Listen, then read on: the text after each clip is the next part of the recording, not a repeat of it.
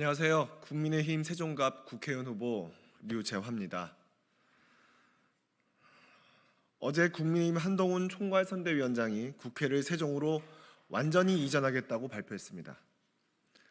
세종시를 행정수도로 완성하겠다는 집권 여당의 강력한 의지의 표현이었습니다. 한동훈 위원장이 발표한 공약은 집권 여당의 공식 입장이기에 단순한 약속이 아닌 실천입니다. 40만 세종 시민과 550만 충청도민은 국회의 완전한 이전이 정치 행정의 비효율을 해소하고 국가 균형 발전에 이바지하며 지역의 경제 활성화에 기여할 것으로 보고 몹시 환영하고 있습니다. 그런데 어제 김종민 새로운 미래 세종갑 국회의원 후보는 바로 이곳에서 한동훈 위원장의 발표에 대해 환영의 입장을 밝히면서도 다분히 정략적인 몽리를 부리는 기자회견을 했습니다.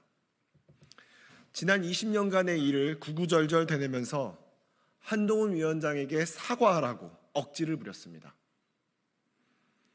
세종시가 행정수도가 아닌 행정중심 복합도시라는 애매모호한 형태에 여전히 머물러 있는 것은 여야 공동의 책임입니다. 대통령과 국회의원 다수가 같은 정당 소속인 때도 있었지만 행정수도가 되지는 못했습니다. 김종민 후보가 지금의 상황을 어느 한 정당의 책임으로 몰고 가고 뜬금없이 한동훈 위원장에게 사과하라고 하는 것은 정략적인 몽리로밖에 해석되지 않습니다.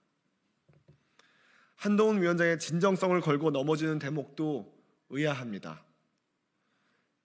제선한 지역구인 논산, 계룡, 금산을 떠나 세종에 온 지 한 달도 채 되지 않은 김종민 후보는 민주당을 탈당해 이준석 대표의 개혁신당에 합류했다가 다시 탈당하고 새로운 미래에 합류했는데 세종갑에서 민주당 후보가 사라지자 이제는 다시 민주당의 정략적인 구애를 펼치고 있습니다.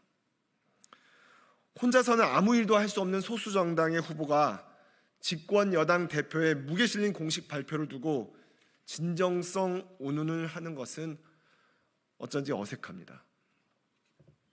한동훈 위원장에게 개헌하겠다고 선포하든지 헌법재판소 판례 변경을 추진하겠다고 선포하라고 촉구한 것도 황당하기만 합니다.